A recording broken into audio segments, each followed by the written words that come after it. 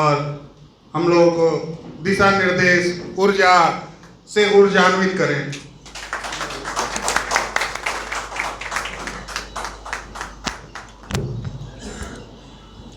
सर्वप्रथम इस मऊ की ऐतिहासिक पावन धरा को हम सत सत नमन और वंदन करते हैं।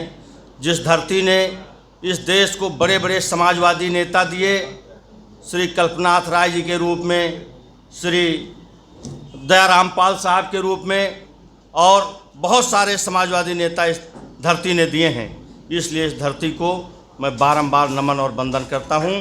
तत्पश्चात इस मंच पर उपस्थित इस जनपद के समाजवादी पार्टी के जिलाध्यक्ष श्री धर्म प्रकाश यादव जी, श्री वीरेंद्र बहादुर पाल जी, पूर्व अध्यक्ष दीवानी कचहरी, और श्री रवि कुमार श्रीवास्तव जी, समाजवादी अध्यक्ष समाजवादी अधिवक्ता सभा, शशि प्रकाश सिंह तेजा जी, वरिष्ठ अधिवक्ता, राजेंद्र पांडे जी, वरिष्ठ नेता सपा, ब्रजभान पाल जी अधिवक्ता, निर्मला यादव जी, आलोक श्रीवास्तव जी, अश्विनी सिंह जी, ऋषिकेश सिंह जी, अतुल राय जी जो हमारे समाजवादी अधिवक्ता सभा के साथी हैं, शंभुनाथ यादव जी जो हमारे अधिवक्ता सभा के प्रदेश सचिव हैं, डॉक्टर एच.एन. पटेल साहब जिनका इस समाजवादी पार्टी में अभी वो जल्दी आए हैं, हम लोगों के परिवार में शामिल हुए हैं, इसलिए समाजवादी परिवार की तरफ से उनका भी हम हार्दिक स्वागत और अभिनंदन करते हैं।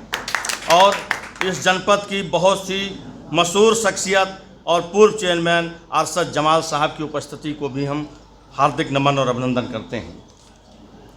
बहुत सारी महत्वपूर्ण और ख़ास करके हमारे साथ चल कर आए हमारे अधिवक्ता सभा के प्रदेश उपाध्यक्ष जी सिकंदर यादव जी, के.पी. सिंह जी प्रदेश सचिव, अंकित सिंह जी, दिनेश कुमार जी, विपिन यादव जी, मायाराम जी, और बहुत सारे साथी जो हमारे साथ लगातार निरंतर हमारे साथ यात्रा कर रहे हैं और हमारा उत्साहवर्धन और हौसला अफजाई कर रहे हैं। बहुत सारी बातें हैं। सबसे महत्वपूर्ण बात ये होती है कि आज बातों को मैं आपके सामने, महत्वपूर्ण वक्ता नहीं होता है, जब वक्ता तभी अच्छा वक्ता हो सकता है जब उसके सामने बहुत उच्च कोटि के श्रोता हों। आज मुझे यहाँ उच्च कोटि के श्रोता मुझे दिखाई दे रहे हैं, इसलिए कुछ महत्वपूर्ण चर्चा मैं संविधान के विषय में ज़रूर करूँगा। जैसा कि आप लोगों को पता है कि यह संविधान बचाओ संकल्प यात्रा है। संविधान बचाने के लिए यात्रा क्यों निकालनी पड़ी, इस पर भी दो पंक्ति में मैं अपनी बात आपके सामने यहाँ से शुरुआत करता हूँ कि हाले वतन यह सुनाने लगूँगा तो पत्थर भी आंसू बहाने लगेंगे। इस दौर में इंसानियत कहाँ खो गई है, खोजेंगे तो जमाने लगेंगे। इस तरह से ये हालत जब इस समय की हो गई, और कि ये हालत हो गई, एक और मशहूर नब से राहत इंदौरी साहब के इस जो माहौल हो गया संविधान बचाओ यात्रा जिसलिए मुझे निकालनी पड़ी, जिस माहौल पे कि फूल इस सोच में गुमसुम है, फूल इस सोच में गुमसुम है कि कहाँ महकेंगे, ततलियों के लबे जहार पे पाबंदी है। फूल इस सोच में गुमसुम है कि कहाँ महकेंगे, ततलियों के लबे जहार पे पाबंदी है। और कत्ल करने की खुली छूट है अब भी, मगर प्यार मत करना, प्यार पे भी पाबंदी है। जब इस तरह का माहौल इस देश में बना दिया गया, और ही नहीं इससे ज़्यादा एक और महत्वपूर्ण बात है, एक और उनकी महत्वपूर्ण नज़्म है। पैसे इस देश के हालात समझ लीजिए कि कौन जालिम है। यहाँ राहत इंदौरी साहब की ये बहुत ही मशहूर नज़्म है कि कौन जालिम है यहाँ, जुल्म हुआ है किस पर, क्या खबर आएगी। कौन जालिम है यहाँ, जुल्म हुआ है किस पर, क्या खबर आएगी। ये मुझे नहीं अखबार को तय करना है, और अपने घर में मुझे खाना क्या है, पकाना क्या है, ये भी मुझे नहीं सरकार को तय करना है। जब इस तरह का माहौल बन गया तब इस संविधान बचाओ संकल्प यात्रा की शुरुआत करनी पड़ी। तो आपको क्रम से मैं बता दूं, बहुत सारी चर्चाएं इस समय हमारे समाजवादी पार्टी के बहुत सारे नेता निकल पड़े हैं। माननीय राष्ट्रीय अध्यक्ष जी ने सबको काम दिया है कि सब लोग जा करके, बहुत से एन.जी. सरोज साहब यात्रा चला रहे थे, हमारे प्रदेश अध्यक्ष नरेश उत्तम पटेल साहब बहुत लंबे समय से किसान पटेल यात्रा चला रहे हैं, और बहुत सारी यात्राएं निकल रही हैं, बहुत सारे संवाद हो रहे हैं, बहुत सारी चर्चाएं।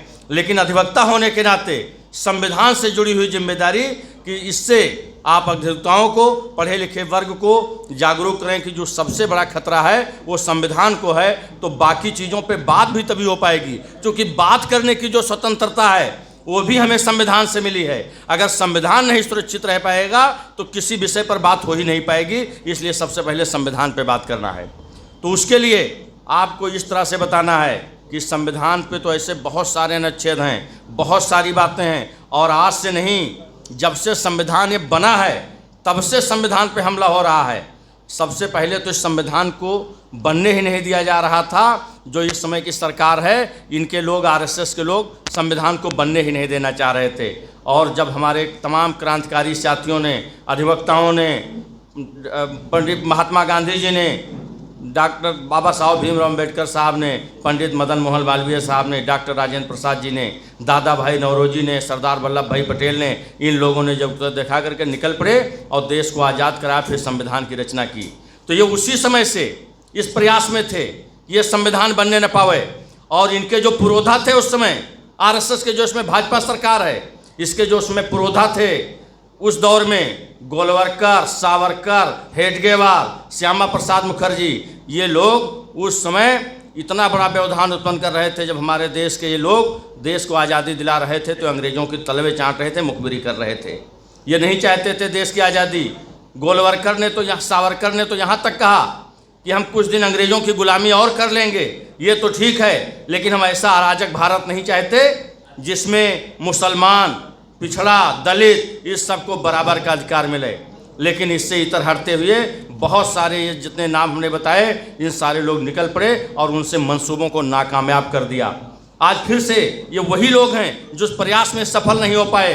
अब इनको लग रहा है, इनको गलतफहमी हो रही है कि मैं इसमें बहुत बड़ी ताकत में हूँ और अब मैं संविधान को मिटा सकता हूँ। इसलिए लगातार संविधान के बनने के अगले दिन से ही इस पर लगातार मिटाने का प्रयास इनके द्वारा शुरू है। तो ये जान लीजिए कि इस तरह से आप इसको समझ सकते हैं, जैसे आपके शरीर में पूरा का पूरा शरीर है, बहुत सारे सेल से बना है, हाथ की उंगलियां, पंजे और बहुत सारे एक एक अंग शरीर का महत्वपूर्ण है। उसी तरह से संविधान का एक एक अनुच्छेद बहुत महत्वपूर्ण है। तो बहुत सारे अनुच्छेदों पे, बहुत सारी व्यवस्था पे लगातार हमला हो रहा है, लेकिन आपके शरीर में कुछ और भी बहुत महत्वपूर्ण चीज़ें हैं। वो है क्या? आपका डॉक्टर साहब बैठे हैं, बता सकते हैं। किडनी, लीवर, हार्ट, हेड, मस्तिष्क, ये ऐसे महत्वपूर्ण चीज़ें हैं कि इनमें अगर एक भी चीज़ निकल जाए तो शरीर नहीं रह जाएगा, शरीर नष्ट हो जाएगा। तो उसी तरह से संविधान में भी कुछ महत्वपूर्ण शब्द हैं, वो अगर नष्ट हो गए तो फिर संविधान बच नहीं सकता, संविधान नष्ट हो जाएगा।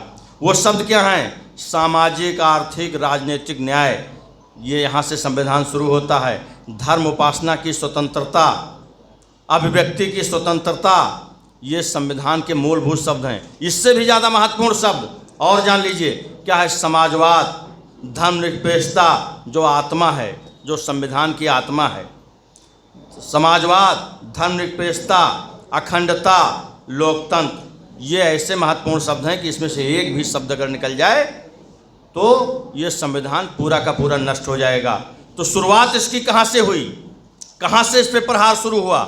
सबसे पहला शब्द समाजवाद। समाजवाद पे हमला कब हुआ और अधिवक्ताओं को निकलना कब पड़ा?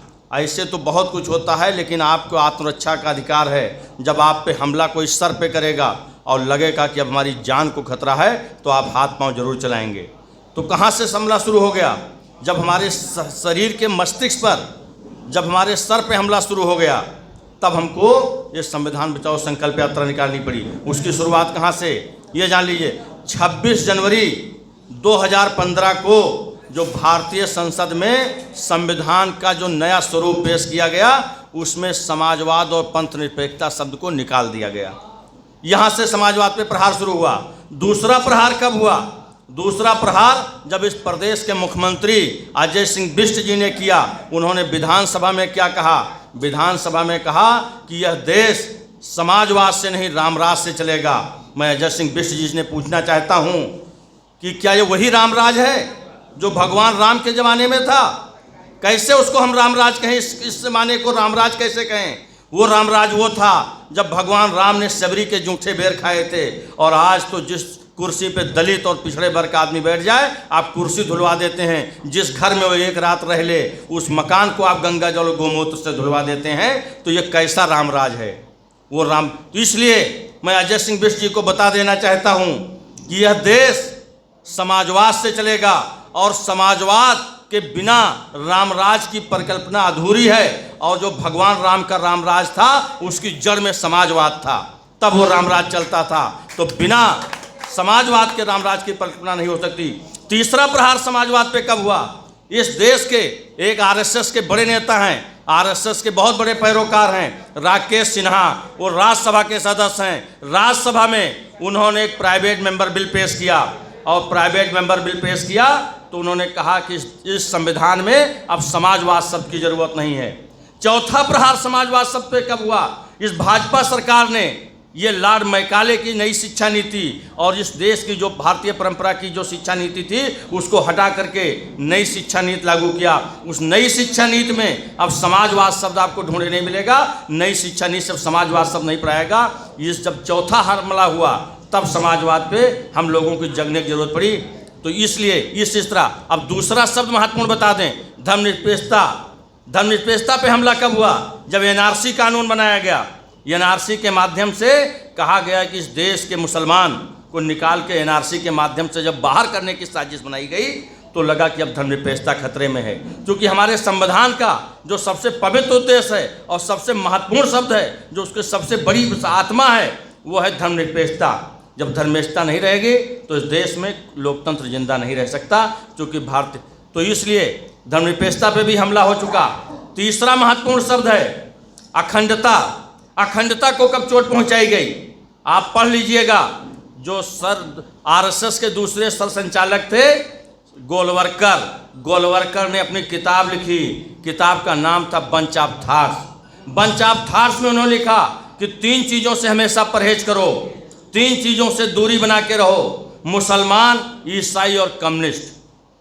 तो जब मुसलमान से दूर रहने की बात कही जाएगी तो ये देश अखंड कैसे रहेगा और देश में धर्मनिरपेक्षता कैसे रहेगी? और जब ये तीनों सब समाजवाद और धर्मनिरपेक्षता और अखंडता ये जब तीनों नष्ट कर दिए जाएंगे तो लोकतंत्र अपने आप समाप्त हो जाएगा। इस तरह से इस पे प्रहार किया गया। यही नहीं बात समाप्त होती है। बहुत ही महत्वपूर्ण चीज़ है इस हमारे देश में जो सर्वोच्च है वो है न्यायपालिका। न्यायपालिका भी इस समय सुरक्षित नहीं रही।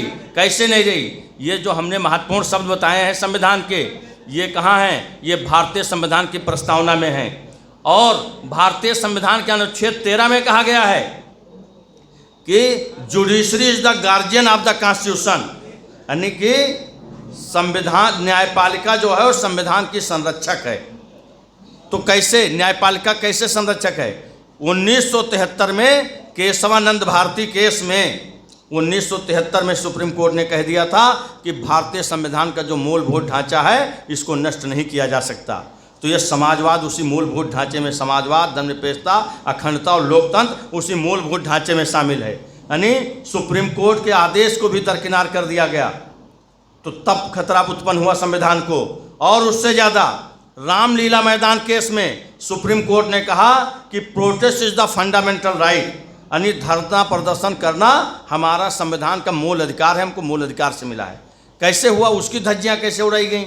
जब किसान आंदोलन के लिए, किसान आंदोलन चल रहा था, तो जब राष्ट्रीय अध्यक्ष जी इटावा जा रहे थे 7 दिसंबर को किसान आंदोलन में धरने पर बैठने के लिए, उनके धरने में शामिल होने के लिए, और शांतिपूर्ण तरीके से जा रहे थे, तो रात में उनको घर में गिरफ्तार कर लिया गया, हाउस अरेस्ट कर लिया गया।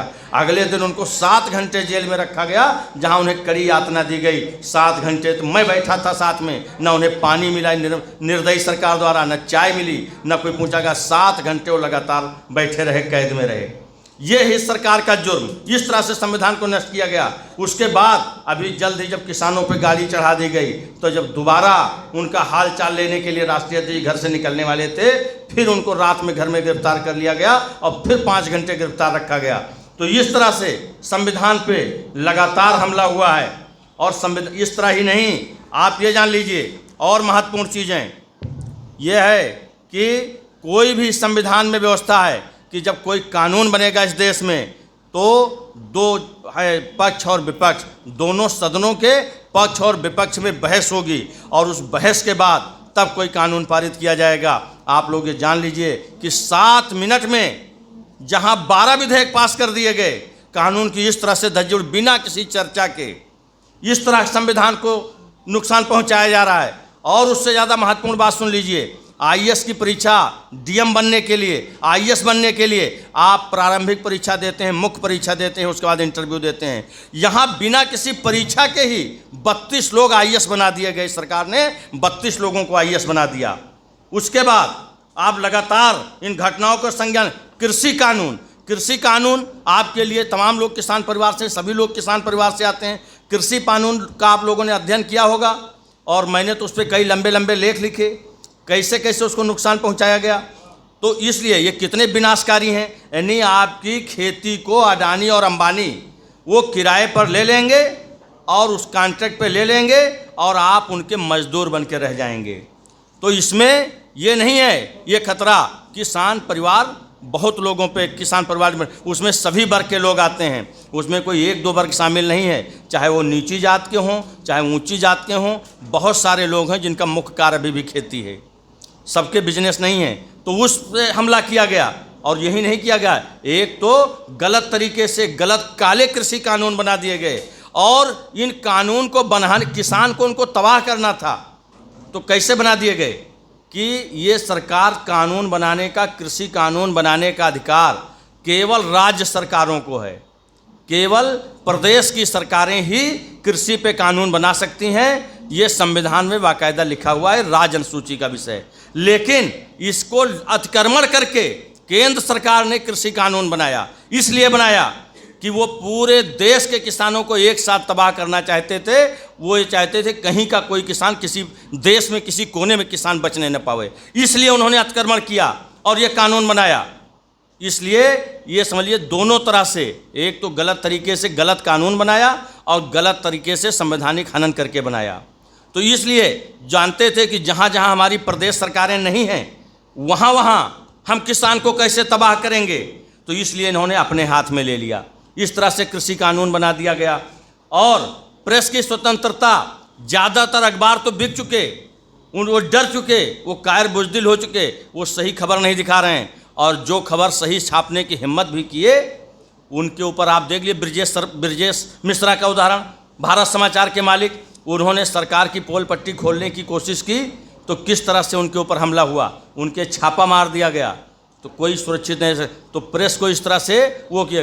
आरटीआई कानून को, चूँकि आरटीआई कानून को इन्हें इसलिए कमज़ोर किया, आरटीआई कानून को जिसके लिए अन्ना हजारे और बाबा रामदेव रोज धरना प्रदर्शन करते थे गली गली, आज वो कहीं दिख नहीं रहे हैं। जो अन्ना हजारे जो है आरटीआई कानून लाने के लिए बैठे थे और जितना कानून था उसको भी नष्ट किया जा चुका है सरकार द्वारा, और अब कोई नहीं आ रहा है, ये बिके हुए लोग। तो इसलिए आरटीआई कानून को भी कमज़ोर कर दिया गया। उसके बाद यहीं तक नहीं बात पहुंची है, उसके बाद मानवाधिकार आयोग की अब बात सुन लीजिए आप। मानवाधिकार आयोग ने 57 बार इस सरकार को नोटिस किया है, उत्तर प्रदेश सरकार को, कि आप मानवाधिकारों को, संवैधानिक अधिकारों का हनन कर रहे हैं। और मानवाधिकार आयोग ने अपनी रिपोर्ट में लिखा है कि 59 बार उत्तर प्रदेश की पुलिस ने गलत तरीके से लोगों को मार दिया है, जबरिया मार दिया है, दुर्घटना में मार दिया है, यानी गलत तरीके से मार दिया है। उसके बाद मानवाधिकार ने 5 बार नोटिस किया है उत्तर प्रदेश सरकार को कि आपने 14 लोगों को पुलिस अवरक्षा में मार दिया, कस्टोडियल डेथ कर दी गई, यानी जिन्हें जेल में रखा गया, जेल में उन्हें मार दिया गया। ऐसे 14 लोगों, इसके लिए 5 बार मानवाधिकार ने नोटिस किया। 119 फेक इनकाउंटर किए गए इस उत्तर प्रदेश सरकार द्वारा, इस पे भी मानवाधिकार ने नोटिस किया। और मानवाधिकार फेक इनकाउंटर के मामले में मानवाधिकार आयोग के साथ साथ सुप्रीम कोर्ट ने भी नोटिस किया इस सरकार को कि आपने इतने फेक इनकाउंटर किए हैं, लेकिन आज तक ये सरकार हलफनामा नहीं दे पाई है। और ये आंकड़े जो हमने बताए हैं ये जनवरी 2020 तक के हैं, और ये वो आंकड़े हैं जिन्हें सरकार किसी तरह से छिपा नहीं पाती है। 95% मैटर वो होते हैं जिन पे पर्दा डाल दिया जाता है, जो मीडिया की जानकारी तक कहीं तक पहुंच नहीं पाते हैं, सरकार उनको जबरिया रफा दफा कर देती है लेन देन करके। और ये वो मामले हैं, और ये जनवरी 2020 तक के हैं। अब जब ताज़ा सर्वेक्षण आएगा तो ये आंकड़े और चौंकाने वाले होंगे, क्योंकि अपराध और इस तरह संवैधानिक हनन के मामले लगातार बढ़ते जा रहे हैं। तो ये जान लीजिए, यही नहीं, इस संविधान को ये कैसे कैसे लोग छलनी किए हैं। ये वो लोग हैं जिन्होंने 52 साल तक इस देश में भारतीय तिरंगा नहीं फहराया अपने नागपुर के कार्यालय में। ये आज़ादी के बिल्कुल फेवर में थे, इन्होंने संविधान को कभी नहीं माना। और जब तय कर लेंगे, अदालत का फैसला आ जाएगा, तो हम बहुत शानदार मंदिर बनवाएंगे। लेकिन तब इन लोगों को बहुत जल्दबाजी थी कि नहीं, हम बिल्कुल इसी समय बनाएंगे, अभी बनाएंगे। और उसके बाद आप लोग देख लीजिए इनकी साजिश, इनका दोगलापन देखिए। उसके बाद 13 दिन के लिए एक बार अटल बिहारी वाजपेयी जी प्रधानमंत्री, जो कोई बात नहीं। फिर 13 महीने बने, मान लीजिए कम से मिला नहीं बात, फिर 5 साल के लिए बने। फिर जब उनसे आवाज़ उठाई गई कि अब मंदिर क्यों नहीं बना रहे हैं, तो उन्होंने कहा कि इसके लिए सदन में कानून पास होना चाहिए और उसके लिए पूर्ण बहुमत होना चाहिए। हमारी ये गठबंधन की सरकारें हैं और दल तैयार नहीं है, इसलिए हम नहीं बना पा रहे हैं। तो मैं ये पूछना चाहता हूँ, ये जो नरेंद्र दामोदर दास मोदी हैं, इनको बहुत बड़ा हिंदू सम्राट कहा गया इस देश का, और इसी और आशा उम्मीद से मंदिर के नाम पर इन्होंने सरकार बनाया। तो मंदिर इन्होंने कानून बना के मंदिर क्यों नहीं बनाया? जब 7 मिनट में 12 विधेयक इन्होंने पारित कर लिया, तो मंदिर के लिए विधेयक क्यों नहीं लाए? अनुसूचित जात के लिए जब सुप्रीम कोर्ट ने खिलाफ में फैसला दे दिया अनुसूचित जात के मामले में, तो उस पर भी ये कानून ले आए, विधेयक ले आए। ये मंदिर पे क्यों नहीं लाए? ये मंदिर के मामले को लंबे समय तक लटकाना चाहते थे और उस पर राजनीति करना चाहते थे। और उसके बाद अगर मंदिर पर फैसला आया तो उसके अदालत से आया, और यही बात तो नेताजी कह रहे थे, यही बात नेताजी कह रहे थे। तो अब फर्क क्या रह गया? अब आप वही कर रहे हो तो कोई बात नहीं। तो एक तो ये हो गया। दूसरा आप जान लीजिए कि इन्होंने क्या किया। ये वो लोग हैं, आरएसएस के लोग, जो आपको राष्ट्रवाद बताने आते हैं, जो गौमाता बताने आते हैं, जो हिंदुत्व की परिभाषा समझाने आते हैं। इनकी राष्ट्रवाद की बात जान लीजिए। ये वही लोग हैं जिन्होंने बोहरा मस्जिद में सजदा किया। ये वो लोग हैं जो अडवाणी की मज़ार पे जो जिन्ना की मज़ार पे चादर चढ़ाने गए। चादर चढ़ाने माननीय नेताजी श्री मुलायम सिंह यादव जी नहीं गए, माननीय श्री अखिलेश यादव जी नहीं गए, माननीय आजम खान साहब नहीं गए। कौन गए जिन्ना की मज़ार पे चादर चढ़ाने? यही जो आपको हिंदुत्व बताने आते हैं, अडवाणी। आजम साहब ने तो यहाँ तक कहा कि बंटवारे के समय हमारा परिवार, हमारी भतीजियाँ, हमारे भाई, हमारे रिश्तेदार सब के सब पाकिस्तान चले गए थे। हमारी भांजियाँ बड़ी बड़ी हो गईं, हमारी भतीजियाँ, हमारे भतीजे बड़े बड़े हो गए। उन्होंने कई बार कहा कि आ जाइए, घूम जाइए। हमने कहा नहीं, मैं उस दुश्मन देश में कदम नहीं रख सकता हूँ, मेरा नाखून भी पाकिस्तान की सीमा में नहीं पड़ सकता है। और वो आज तक पाकिस्तान नहीं गए, जिनको ये लोग सबसे बड़ा जुर्मी समझ, जिन पर कह ढा रहे हैं। इसलिए कि ये लंबे समय तक ये जान रहे हैं, उन्होंने शिक्षा का इतना बड़ा मंदिर बनवाया, उसमें कोई भेदभाव नहीं किया। इतना बड़ा जौहर विश्वविद्यालय बनाया, उसमें कोई भेदभाव नहीं किया। कोई हिंदू मुसलमान के अलग से वहाँ पढ़ने की व्यवस्था नहीं है। उन्होंने कहा कि जिसके माँ बाप नहीं हैं उनको पूरी फीस माफ़, जिसके माँ बाप में से एक नहीं है उसको आधी फीस माफ़, और जो पत्थर तोड़ने वाला है, रिक्शा चलाने वाला है, और इसके जो गरीब है, असहाय है, जो बिलो पॉवर्टी बीपीएल से नीचे वाला है, उसके लिए उसकी ड्रेस की व्यवस्था और उसकी आधी फीस माफ, ये सारी व्यवस्था उस जौहर विश्वविद्यालय में है। लेकिन ये जानते हैं, और हमारे देश में जो थोड़ी बहुत कमी बनी है, इसलिए कि बंटवारे के समय तमाम जो लोग थे वो पाकिस्तान चले गए। हमारे मुस्लिम समाज के लोग, जो कम पढ़े लिखे लोग थे, ये बहुत लोग मानते हैं, मानना भी चाहिए, कि लोग कहते हैं जो यहाँ की क्रीम थी वो उस समय पाकिस्तान चली गई, कम पढ़े लिखे लोग यहाँ रह गए।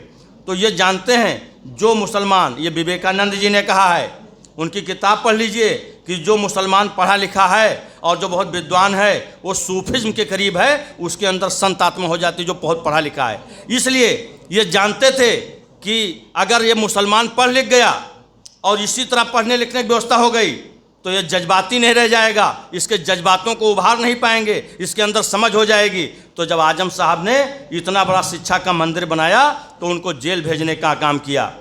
वो आजम साहब जिन्होंने ये कहा, ये आज गौरक्षक गाय को माँ बताते हैं, इन्होंने कितने दिन से राष्ट्रीय स्वयं संघ कहती है कि हम राष्ट्र की सेवा करते हैं, हम स्वयं से राष्ट्र की सेवा करते हैं। मैं पूछना चाहता हूँ कि जो गायों की दुर्दशा है, ये इससे पहले विश्व के इतिहास में हमारे देश में आज तक कभी नहीं रही। जिनको कहते थे, जिस गाय को काटने के प्रतिबंध लगाते थे, गौ हत्या पे रोक लगाते थे, वो तरीका तो चलो फिर भी कुछ अच्छा था। अब क्या हो रहा है, महीनों महीने गायें भूखों मरती हैं, उनको चारा नहीं मिलता है। आपको एक बार में आपकी गर्दन उतारी जाए, और वो तरीका ठीक है कि आपको नाखून की तरह पैर से काटना शुरू किया जाए और गर्दन तक 500 टुकड़े में आप किया जाए। कौन सा तरीका आप पसंद करेंगे अपने मरने का? तो आप ये सोच लीजिए किस तरह से गायों को तड़पाया गया। मेरी नज़र में ये सरकार गौ हत्या की सबसे बड़ी दोषी होगी, और इसके क्या क्या कर्म होंगे और क्या क्या इनके दुष्कर्म होंगे, ये आने वाले समय में आप लोग देखेंगे। भाई, इस सरकार से ज़्यादा गौ हत्या का कोई दोष। मैं तो जिस क्षेत्र का आने वाला हूँ, मैं एक बार बाढ़ क्षेत्र में मैं बाढ़ क्षेत्र का रहने वाला हूँ। मैं गया, वहाँ कटीदे ताल से पूरा गौशाला बनाया गया। जब वहाँ सैकड़ों की संख्या में मैं पहुँचा नाव से, तो देखा कि गाय 200-300 गायें ऐसे मरी हुई तैर रही हैं। मैंने कहा क्या कहेंगे, 6 महीने से 4 महीने से सब पहले से मरी पड़ी हैं। अब तो बाढ़ आई है तो उतरा के गई हैं, इनको चारा नहीं मिला है, उन गौशालाओं में कोई खाने की व्यवस्था नहीं की गई। गायें सड़ रही हैं, सड़कों पे पड़े पड़े महीनों बदबू आती है। क्या कितने आरएसएस के कार सेवा के लोग गए, और जो कार सेवा चलाने वाले थे, मंदिर बनाने वाले लोग, और जो कहते थे हिंदू धर्म का पालन, कितने लोगों को सड़क से आरएसएस के लोगों ने गायों को हटाया है, ये उनसे पूछना चाहिए। और जब वोट मांगने आवे तो पूछिए, जो हिंदू धर्म की परिभाषा बताते हैं। तो ये वो लोग हैं। उसके बाद ये वही लोग हैं जो कंधार विमान से आतंकवादियों को छोड़ने गए। ये वो लोग हैं जो देश में मांस को, व्यापार को पूरे विश्व में नंबर 1 बनाए हैं। अगर आज मांस का सबसे बड़ा कारोबार में भारत नंबर 1 पे पहुंच गया है, वो इस सरकार में पहुंचा है। आप गौहत्या की बात, आप हैदराबाद चले जाइए, आप केरला चले जाइए, वहाँ होटलों में लिखा है कि गाय का मांस इतने रुपया किलो। मानी अगर ये मीट गाय का खाएंगे, चार्ट लगा है। ये सरकार क्यों नहीं हटवा रही है? केवल गाय अगर माँ है तो केवल उत्तर प्रदेश में है, और वो तड़पा के सड़कों को मारने के लिए है। ये हिंदू धर्म इनका प्रचार जान लीजिए, इनका दोगला चरित्र जान लीजिए, इनसे पूछिएगा जब ये लोग आ जाएं। तो इस तरह से एक नहीं, इस तरह की पता नहीं कितनी साजिशें। और तो और एक घटना आपको और बता दूं, आप और लोग जान जाएंगे, और फिर उसके बाद मुसलमान के भाई के विषय में भी कुछ बताएंगे। एक घटना ये, भाजपा के एक बड़े नेता, और भाजपा के नेता वो हैं, वहाँ 2 मुसलमान भी नेता हैं। उनकी बात मैं नहीं कर रहा हूँ, नहीं समझने में दिक्कत होगी। मुख्तार अकबर नकवी, शहनवाज हुसैन, ये 2 नेता हैं, लेकिन उनका जिक्र नहीं कर रहा हूँ। एक भाजपा के बड़े हिंदू नेता जो बहुत हिंदुत्व पे बोलते हैं, वो क्या किए, वो एयरपोर्ट गए। और एयरपोर्ट किस लिए गए? उन्होंने अपनी लड़की की शादी मुसलमान के साथ की, और जब वो हज जाने लगा मुसलमान भाई, तो उसके साथ वो ले जाना था साथ में। तो हज जाने के लिए वो बड़े नेता अपनी लड़की को जहाज पे बैठाने के लिए गाड़ी से बैठा करके एयरपोर्ट छोड़ने गए। और जब एयरपोर्ट पे छोड़ के जहाज पे बैठा करके जब एयरपोर्ट से बाहर निकले, तो यहाँ के पत्रकारों ने पूछा कि इस देश के विषय में भी कुछ प्रकाश डालिए, कुछ कहेंगे? तो उन्होंने कहा इस देश का हिंदुत्व बहुत खतरे में है। ये वो लोग हैं, ये लोग हिंदुत्व की परिभाषा आपको बता रहे हैं। तो इसलिए इन दोहरे चरित्र के लोगों से सावधान हो जाइएगा। और बता दूं, जब इस देश में आज़ादी हो रही थी, अशफाक उल्लाह खां साहब का नाम आप लोगों ने बहुत बार सुना होगा। बीर अब्दुल हमीद साहब की शहादत आपको बहुत जानकारी होगी। लेकिन जो कुछ मुस्लिम भाइयों का बहुत बड़ा योगदान है, वो जो इतिहास के पन्ने में है, बहुत नीचे दबा हुआ है। आज उन परतों से हम खोज के लाए हैं, आपको बताएंगे। आप एक नाम नहीं जानते होंगे, मौलाना हुसैन अहमद मदनी साहब का। जब ये गोलवरकर, सावरकर, हेडगेवार, श्यामा प्रसाद मुखर्जी जब अंग्रेज़ों के तलवे चाट रहे थे, अकबर और ये अंग्रेज़ों की मुखबिरी कर रहे थे, अंग्रेज़ों से दया की भीख मांग रहे थे जेल से छूटने के लिए, तब मौलाना हुसैन अहमद मदनी ने क्या कहा था? उन्होंने मुसलमानों से कहा कि मुसलमानों, तुम्हारा अंग्रेज़ों की सेना में भर्ती होना हराम है। तो इस पर अंग्रेज़ों को बहुत बुरा लगा कि ये तो बहुत बड़ी बगावत की बात कह दी। अब तो हमारे सैनिक कहाँ से हमको मिलेंगे अगर हमारी सेना में लोग भर्ती। तो उन्होंने मौलाना हुसैन अहमद मदनी को बुलवाया और पूछा, कहा कि क्या तुमने ऐसा बयान दिया है? उन्होंने कहा हाँ दिया है। कहा इसकी सज़ा जानते हो? उन्होंने सफ़ेद पगड़ी उतार के मेज पे रख दिया, कहा कफन साथ लाया हूँ। तब ये देश आज़ाद हुआ था।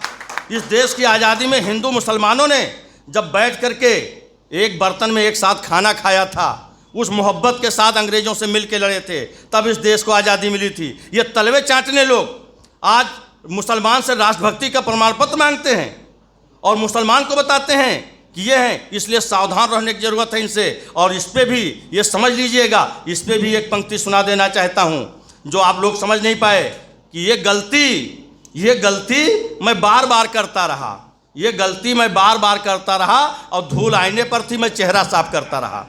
हैं? आपको सतर्क किससे रहने की ज़रूरत है? और आप शक किस पर कर रहे हैं? शक किसके करना चाहिए? सावधान किससे रहना चाहिए? और आप किससे शक कर रहे हैं, किससे सावधान कर रहे हैं? इनके बहकावे में आ रहे हैं जो आपके सबसे बड़े दुश्मन हैं।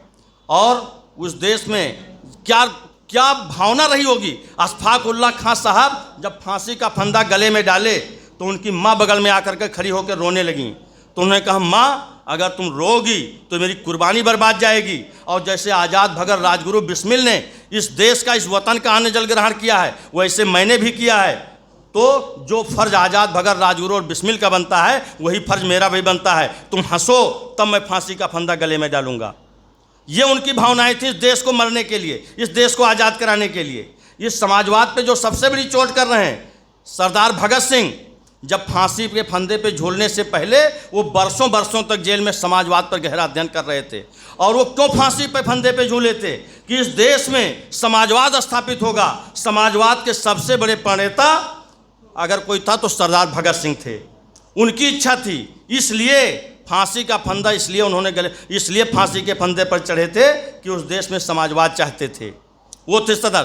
तो कल को तो ये लोग कह देंगे सरदार भगत सिंह आतंकवादी हैं, ये कुछ भी कह सकते हैं किसी के विषय में कि सब गोलवर्कर ही किए जो हमेशा माफ़ी मांगते रहे। तो ये उल्टा इतिहास पढ़ाते हैं, ये तरह तरह की इतिहास को तोड़ मरोड़ के पेश करते हैं। आप देखिए तबलीगी जमात के समय क्या हुआ, जब तबलीगी जमात का केस आया उसमें क्या, तबलीगी जमात क्या है आप लोगों को आज बहुत लोगों को बता दूं, नहीं तो आज लोग अभी भी उसको क्या कहा इस सरकार ने, ये तालिबानी हैं, ये आतंकवादी हैं। तबलीगी जमात वो चीज़ है, ये इस्लामिक अध्यात्म का एक विशुद्ध स्वरूप है जो इस्लाम को सही धर्म की तरफ ले जाने के एक मार्ग को प्रशस्त करता है कि इस्लाम में कैसे कैसे लोगों को कैसे नमाज अदा करनी चाहिए, कैसे संस्कार रहना चाहिए, कैसे समाज में रहना चाहिए, पड़ोसी के साथ कैसा व्यवहार करना चाहिए, समाज के प्रति आपका योगदान क्या होना चाहिए, ये बताने का काम तबलीगी जमात करती है। लेकिन इस RSS रूपी भाजपा सरकार ने तबलीगी जमात को इतना बदनाम किया और क्या क्या कहा उसके विषय में। और उसके बाद मैं उस केस में मुकदमे पे पैरवी कर रहा था, जो यहाँ गलत लोग फंस गए थे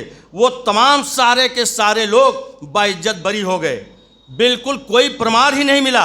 ये थूकने चाटने वाला जिसमें ये लोग RSS के लोग कह रहे थे मुसलमान तो थूक रहे हैं, क्या मुसलमानों के खिलाफ इस देश में अविश्वास पैदा किया गया।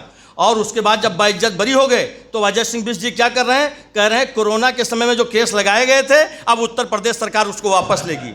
अरे वापस क्यों ले रहे हो? अरे बेशर्म, माफ़ी मांगो कि हमने गलत तरीके से केस लगा दिए और गलती से हमसे गलती हो गई थी कि हम माफ़ी मांगते हैं। मांगना है तो माफ़ी मांगो, केस क्यों वापस ले रहे हो हैं? अब वो वाला एक है बहुत बढ़िया, कुमार विश्वास ने गीत कहा था कि सारी दुनिया झूम रही जबकि हमारी गीतों पर तब कहती हो प्यार हुआ है, क्या एहसान तुम्हारा है, हैं? जब अदालत ही हमको माफ़ कर दे रही है तो तुम कह रहे हो हम वापस लेंगे। इस तरह के दोहरा चरित्र है RSS का, तो इससे विशेष सावधान रहने चाहिए। और मैं आपको योगदान बता दूं, ये तो हो गया अशफाक उल्लाह साहब, अब्दुल हमीद साहब और मौलाना हुसैन अहमद मदनी की चर्चा कर लिया। अब अगला नाम सुनिए, मीर उस्मान साहब का। मीर उस्मान साहब इस देश के ऐसे सच्चे सेवक थे और सच्चे भारतीय थे। इस देश में आज तक अगर सबसे बड़ा दान किसी ने किया है तो मीर उस्मान साहब ने किया है। 5 कुंटल सोना उन्होंने दान किया और उस 5 कुंटल सोने 5 टन सोना दान किया। और उस 5 टन सोने से इस देश में उसमें औजार खरीदे गए और उन औजारों से पाकिस्तान का युद्ध लड़ा था। उस औजारों से पाकिस्तान का युद्ध लड़ा गया था, उसमें RSS का कहीं रत्ती भर योगदान नहीं। उसके बाद और जान लीजिए, जब पुलवामा अटैक हुआ क्या, वो तो अभी परतें खुलेंगी, जांच की अगली सरकार आएगी। यानी कि पुलवामा अटैक कराया गया और जब कराया गया और उसमें जब 40 लोग मारे गए तो उसमें कौन सबसे पहले आया? मरवा तो कोई, ये मरवाने तो जरिए है, ये आपके शरीर में अगर गिल्टी निकल आएगी तो ये तो बता देंगे कि आपको कैंसर हो चुका है। लेकिन अगर कह दिए पैरासीटामॉल का टेबलेट दे दीजिए तो कहेंगे है ही नहीं, बगल से निकल जाएंगे। तो वो काम करती है RSS। इन्होंने बता तो दिया लेकिन इनके पास कोई इलाज नहीं है इस तरह का कि ये करें, केवल भड़काने के अलावा और जज्बातों को उभारने के अलावा और नफरत पैदा करने के अलावा इनके पास कोई काम नहीं है। तो इसलिए इनसे तो उन्होंने उस समय क्या किया, अंध वैज्ञानिक अली मुर्तज़ा साहब ने अपने जो वेतन था, जो वेतन का शुद्ध पैसा जमा था, उस वेतन के पैसे से 100 करोड़ रुपया दान किया पुलवामा शहीदों को। ये मुस्लिम का योगदान है। जब जब इस देश में ज़रूरत पड़ी है तो ये जब आरएसएस के दोगले लोगों ने जब इस देश से किनारा किया है, गद्दारी की है, तो मुसलमानों ने आके उसको थाम लिया है। और आगे बताऊं, कोरोना की घटना बता दूं। कोरोना के बारे में आप जानते होंगे।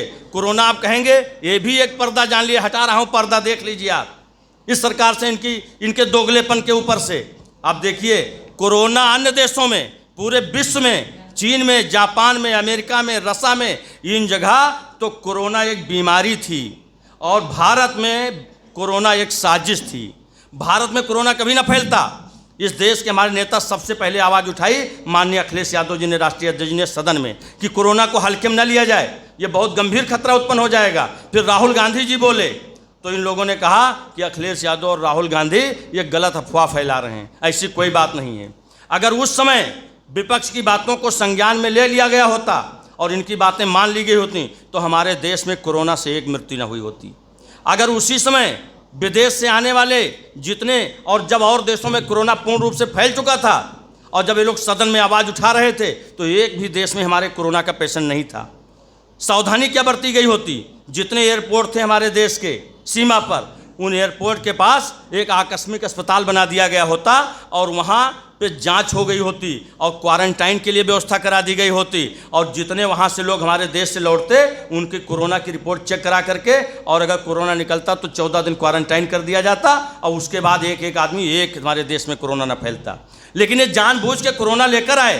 क्यों लेकर आए इस पर भी बता दूँ आपको। ये जो है, ये कहते हैं कम्युनिस्ट से परहेज करो, मुसलमान से परहेज करो और ईसाई से परहेज करो। करते क्या हैं? ये पूरी सरकार हिटलरवादी व्यवस्था पे चलती है। हिटलर के सिद्धांत, तो हिटलर का क्या सिद्धांत था? हिटलर का सिद्धांत ये था कि लोगों को पहले भूखा मारो, तड़पाओ, भूख पैदा करो लोगों के अंदर, और जब उसके बाद जब भूख पैदा हो जाए तब उनको अगर सड़ा खाना दोगे, अगर उनको बासी खाना दोगे, रूखा सूखा दोगे तो खाएंगे भी, और जितना मलाई खाने पे धन्यवाद नहीं देते उससे ज़्यादा सड़ा खाने पे धन्यवाद देने देंगे, लेकिन इनके अंदर भूख पैदा करो। अगर ये आज जो 5 ये पीला वाला चावल दे रहे हैं 10 रुपया किलो वाला, इसको कोई आदमी लेता, अगर उसका रोजगार व्यवसाय चला होता, इसको कोई खाता, आज लोग खा रहे हैं और कह रहे हैं खुश हो रहे हैं। खुशी की आंखों में आंसुओं की भी जगह रखना। बुरे दिन कभी किसी से पूछ कर नहीं आते, बुरे दिन कभी किसी से पूछ कर नहीं आते, और जिन्हें सलीका है तहजीब गम छिपाने का, उन्हीं के रोने पर आंसू नज़र नहीं आते। इसलिए इनको बता देना और समझा देना। इसलिए इस देश में ये जब भी नफरत की बात करने आवें, आपको बता दिया हूँ, मुसलमानों, ये एनआरसी के समय जब आंदोलन चल रहा था तो उसमें प्रोफेसर राहत इंदौरी साहब ने एक बहुत ही मशहूर नज़्म सुनाई थी। आप लोग सुन के अब समझ गए होंगे और वो नज़्म अब आपको आसानी से समझ में आ जाएगी। जो इन्होंने किया एनआरसी के समय, कि चिरागों को उछाला जा रहा है, चिरागों को उछाला जा रहा है और हवाओं पे रौब डाला जा रहा है, और हम ही इस घर के बुनियाद का पत्थर और हम ही को घर से निकाला जा रहा है। ये है एनआरसी के समय ये किया गया। लेकिन मैं मुसलमान भाई की हौसला अफजाई में और उनकी हिम्मत के लिए और उनका सहयोग देने के लिए एक और प्रोफेसर वसीम बरेलवी साहब की बहुत ही महत्वपूर्ण नज़्म सुना देना चाहता हूँ कि आते हैं आने दो, आते हैं आने दो, ये तूफ़ान क्या ले जाएंगे, आते हैं आने दो, ये तूफ़ान क्या ले जाएंगे, मैं तो जब डरता कि मेरा हौसला ले जाएंगे। मैं जिस ज़मीन पे खड़ा हूँ वो मेरी पहचान है, मैं जिस ज़मीन पे खड़ा हूँ वो मेरी पहचान है। आप आंधी हैं तो क्या मुझे उड़ा ले जाएंगे? आप बस किरदार हैं, आप बस किरदार हैं, अपनी हदें पहचानिए, वरना एक दिन कहानी से निकाले जाएंगे, वरना एक दिन कहानी से निकाले जाएंगे। ये बता दीजिए, ये इस देश के जो है, इसलिए मुसलमान भाइयों को जब तक इस भारत का संविधान है और संविधान की रक्षा कर लीजिए, फिर आपका ये आरएसएस के लोग, ये दोगले लोग, ये दोहरी चरित्र के लोग आपको जरा सा भी नुकसान नहीं पहुंचा सकते। लेकिन जो लोग अभी उच्च वर्ग के लोग हैं, जो ये षड्यंत्र करती है भाजपा, कैसे दिमाग को बांटती है, कहती है अंग्रेज की, ये अंग्रेजों के, ये हिटलर के तो अनुयायी ही हैं और अंग्रेजों के साथ तो इन्होंने मिलकर काम किया, तो इस सबकी परिभाषाओं को जान गए हैं। अंग्रेज ने क्या कहा था? फूट डालो और राजनीति करो, फूट डालो और राज करो। उसके तहत क्या है, इन्होंने क्या किया? अब जो है फूट डालो, और इन्होंने जो ये कहा कि एनआरसी लेके आए, एनआरसी में क्या कहा कि ये केवल मुसलमान को बाहर किया जाए एनआरसी माध्यम से, और मुसलमान तो बाकी जितना मुसलमान को छोड़ के बाकी जितना हिंदू है वो सब खुश हो गया कि तो मुसलमान इससे बाहर होंगे, हमको क्या दिक्कत है। उसके बाद जब मुसलमान को निपटा लेते तब कहते अब इस देश में पिछड़े वर्ग के लोग, दलित के लोग नहीं रहेंगे, तो फिर उनको तो बाकी लोग खुश रहते कि अब तो मुसलमान निपटी गया। अब ब्राह्मण क्षत्रिय वैश्य ये सोचने लगते कि अब तो पिछड़े और दलित भी जा रहे हैं, अब तो सारा का सारा राज हमारा हो जाएगा। मैं उनके लिए भी एक बात बता देना चाहता हूँ कि ये आपको भी, ये ऊंची जात के लोग भी नहीं बचेंगे। ये केवल इस देश में अगर कोई बचेगा तो अडानी और अंबानी जैसे उद्योगपति बचेंगे, और बाकी सारे के सारे लोग अडानी और अंबानी के मजदूर बन के काम करेंगे। आने वाले समय में अगर इनका कहीं जरा सा रहा तो देख लीजिए यही इनका सपना है, और सारे लोगों को अडानी और अंबानी का मजदूर बना देना चाहते हैं। तो इसलिए इस पे भी जो लोग अभी खुश हो रहे हैं बंटवारे से और इस तरह से, उन पे भी राहत इंदौरी साहब की एक बहुत मशहूर नज़्म है, सुनिए कि लगेगी आग तो आएंगे और भी घर कई जद में, लगेगी आग तो आएंगे और भी घर कई जद में। यहाँ पर अकेले हमारा मकान थोड़ी है, तो ये जान लीजिए। इसलिए गुमराह मत होइएगा। संविधान अगर नष्ट हुआ तो उसकी आंच, उसकी लपट में सब आएंगे और वो खतरा सब पे आएगा, ये जान लीजिए। तो इसलिए जो लोग अभी भी इस सरकार की जुर्म से और उसके अत्याचार से डरे और सहमे हुए लोग हैं, और जो संविधान से बचाने के लिए निकलने में पीछे हट रहे हैं, उनको भी ताहिर फराज साहब की एक बहुत ही मशहूर नज़्म से आवाज़ देना चाहता हूँ कि बात कोई भी हो, हर बात की अपनी एक हद होती है। बात कोई भी हो, हर बात की अपनी एक हद होती है। ये सर झुकाए लोगों, जुर्म सहने से भी जालिम की मदद होती है। और इस पे एक बहुत ही महान कवि हैं मानिक वर्मा साहब, उन्होंने 2 लाइन की एक पंक्ति लिखी है कि कायरता जिस चेहरे का श्रृंगार करती है, कायरता जिस चेहरे का श्रृंगार करती है, मक्खी भी उस चेहरे पे बैठने से इनकार करती है। इसलिए इन जालिमों के खिलाफ खड़े हो जाइए और लड़ाई लड़ लीजिए। और 2022 वो आखिरी समय है। 2022 में अगर आप लोगों ने सरकार नहीं बना लिया, और 2022 में सरकार बनाने से संविधान का खतरा नहीं टल जाएगा, लेकिन वो इसलिए कह रहा हूँ कि 2022 में आपने माननीय राष्ट्रीय अध्यक्ष जी को अगर पूर्ण बहुमत के साथ और उनके सपनों के साथ 350 सीटों के साथ मुख्यमंत्री बना दिया, तो 2024 में उनको प्रधानमंत्री बनने से कोई नहीं रोक सकता। क्योंकि प्रधानमंत्री बनने के लिए कोई दूसरा चेहरा ही नहीं है। एक चेहरा थे राहुल गांधी, उनके पूर्वजों ने ये सांप पाला था, इतना बड़ा नाग, तो उस नाग ने उल्टा ही डस लिया उस कांग्रेस को, पप्पू बना दिया उनको, वो खत्म, और कोई है ही नहीं है। बहुजन समाज पार्टी थी, वो हमारी पार्टी में समाहित हो गई, अब कोई बचा ही नहीं है। तो ये केवल दोहरे चरित्र के लोग बचे हैं। अब पूरे देश, पूरा प्रदेश, ये उत्तर प्रदेश नहीं, उत्तर प्रदेश के जो अगल बगल के प्रदेश हैं, वो सारे के सारे माननीय राष्ट्रीय अध्यक्ष अखिलेश यादव की तरफ आशा भरी नज़रों से देख रहे हैं। और ममता बनर्जी ने इसका संकेत दे दिया है कि हम उत्तर प्रदेश आएंगे और आपके रथ पे बैठ करके मोदी के खिलाफ प्रचार करेंगे। तो इसलिए पूरा का पूरा प्रदेश, और आपको मैं ये भी बता दूं कि आने वाले समय में अगर इस देश में 35-40 सालों तक कोई राज करेगा और राजनीति करेगा, तो आरएसएस के लोग नहीं, माननीय अखिलेश यादव जी करेंगे। क्योंकि जब भी नफरत पे मोहब्बत हमेशा भारी रही है, और नफरत हमेशा हारी है, मोहब्बत हमेशा जीती है। अखिलेश यादव जी मोहब्बत पैदा करने की राजनीति करते हैं, और आरएसएस नफरत की राजनीति करती है, और नफरत कभी नहीं जीत सकती। और ये देश, आरएसएस ने तो बहुत दिन तक सपना दिखाया कि हमारी सरकार आएगी तो भारत सोने की चिड़िया बनेगी, भारत विश्वगुरु बनेगा। लेकिन मैं आपको बता दूं कि इस देश को अगर कोई विश्वगुरु बना सकता है और भारत अगर सोने की चिड़िया बन सकती है, तो माननीय अखिलेश यादव जी के प्रधानमंत्री के बनने के बाद ही बन सकती है। तो दूसरी ये चीज़ें हो गई। तो ये आप जान लीजिए कि 2024 में अगर संविधान के खतरे को टालना है, तो आपको माननीय अखिलेश यादव जी को 2022 से ही बना देना है। अदरवाइज आरएसएस ने क्या कहा है, इसको भी सुन के जाना। आरएसएस की स्थापना 1925 में हो चुकी थी, और 2025 में उसका 100वां वर्ष पूरा होने वाला है। और आरएसएस का सपना था कि जब हम अपना 100वीं वर्ष मनावें, तो उसको जो है 100वीं वर्ष जब मनाएंगे तो हिंदू राष्ट्र के झंडे तले मनाएंगे, और उसमें हिंदू राष्ट्र होगा, और ये जो बाबा साहब का संविधान है इसको फाड़ दिया जाएगा और जला दिया जाएगा।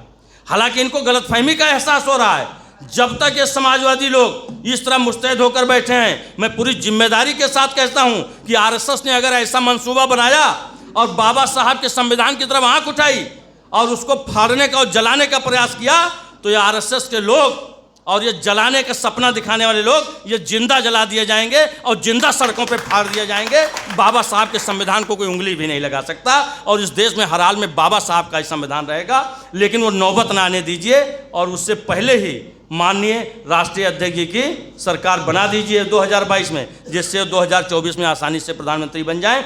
जय हिंद, जय समाजवाद, जय अखिलेश यादव, जय मुलायम सिंह, जय बाबा साहब, जय लोहिया। धन्यवाद बहुत बहुत।